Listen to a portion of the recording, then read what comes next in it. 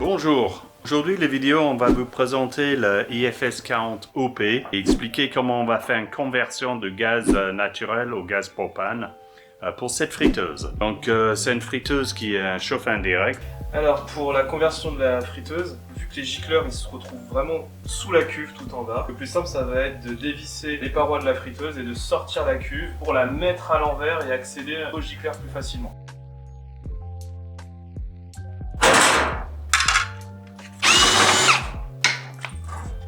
Une fois qu'on a retiré le panneau arrière, il faut dévisser l'attache ici du tuyau.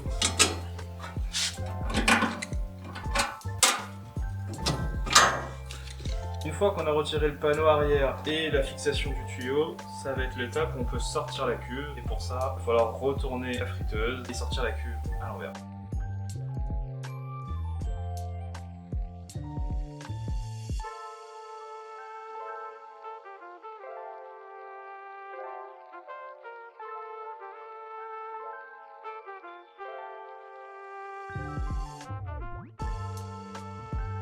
Là, on va sortir la cuve de la paroi de la friteuse. Une fois que vous avez dévissé, vous laissez la palette, vous mettez à deux de chaque côté et vous tirez comme ça pour dégager la paroi de la cuve.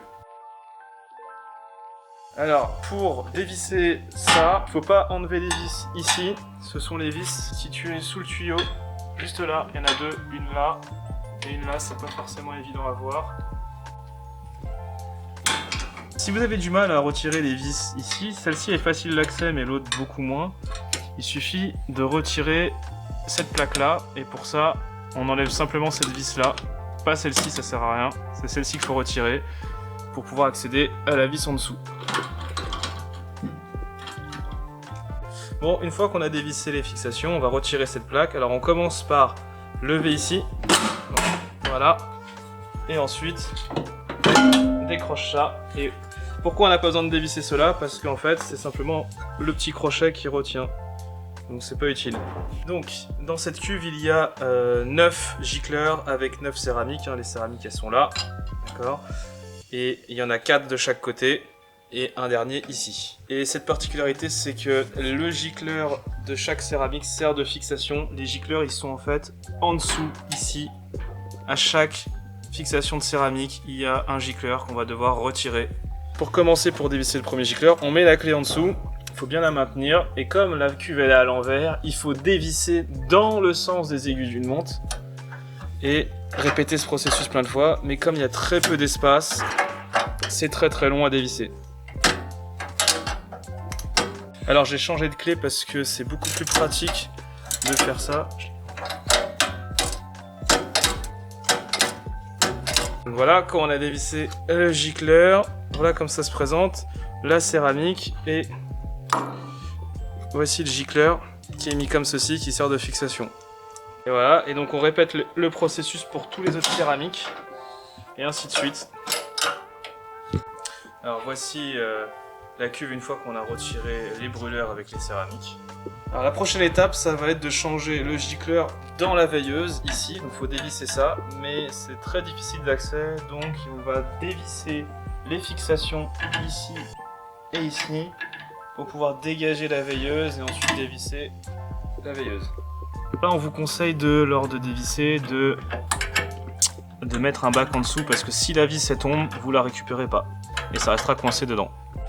Alors, il faut faire attention lorsqu'on dévisse la veilleuse parce qu'il ne faut pas du tout appuyer dessus ici, là, sinon on casse la veilleuse et après c'est foutu.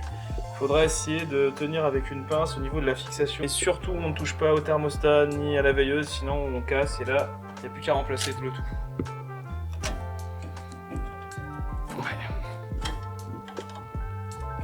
Alors, une fois qu'on a dévissé, on sort la veilleuse et voici le gicleur. C'est cette pièce-là qu'il faut remplacer, on l'enlève et on met la nouvelle. Alors si le gicleur il résiste et qu'il est un petit peu grippé, vous prenez une pince, vous forcez pas, vous prenez une pince et légèrement vous tractez et voilà, ça va se décrocher tout seul. Et voici à quoi ressemble le gicleur de la veilleuse. Faites attention à ne pas le perdre. Hop là, on remet le gicleur, on le réinsère dans la veilleuse avec le tuyau et vous revissez le tout.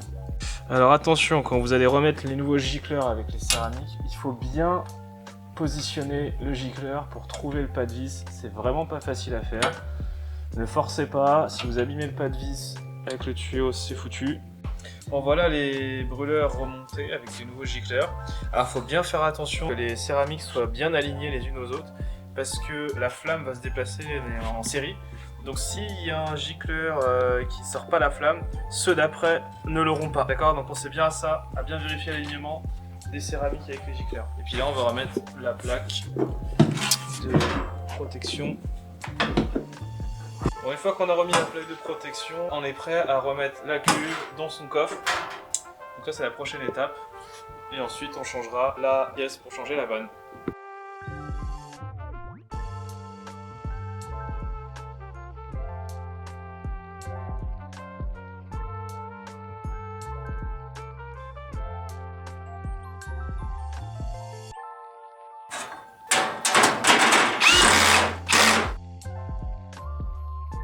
Alors on arrive presque à la fin.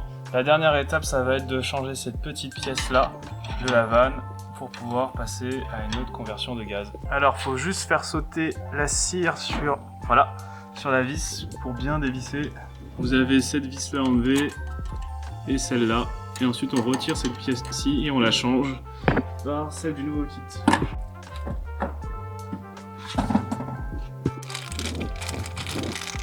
On place le nouveau joint ici, bien le plaquer pour qu'il reste bien en place. Ensuite on prend, et là ça va être pareil, il va falloir plaquer tout jusqu'à temps qu'on visse tout complètement. Voilà, gardez bien un appui, comme ça le joint il part pas. Donc vous voyez la pièce ici, là le capuchon il est rouge, c'est pour indiquer que c'est pour le propane. Alors que pour le gaz naturel, la pièce est plutôt grise, le code couleur utilisé. Alors faites bien attention une fois que vous avez fait la conversion, parce que là c'était en gaz naturel, donc c'est écrit G20 pour le gaz naturel, alors que là on l'a passé en gaz propane, donc ça va être G31, il faudra bien barrer ça. Et il va falloir aussi changer la puissance d'alimentation et la pression du collecteur. La puissance d'alimentation là, vu qu'on est en gaz naturel, c'est 20, et la pression du collecteur c'est 10. Alors que quand on va passer en LPG, la pression d'alimentation va passer de 20 à 37, voilà. Et la pression d'utilisation de 10 à 25. Voilà. Pour finir, on colle une étiquette pour rappeler les différentes utilisations du gaz. Bon, on a fait le remplacement. Voilà. Bon bah voilà, la conversion de la friteuse est finie. On a fait toutes les étapes. Il ne reste plus qu'à remettre le carton.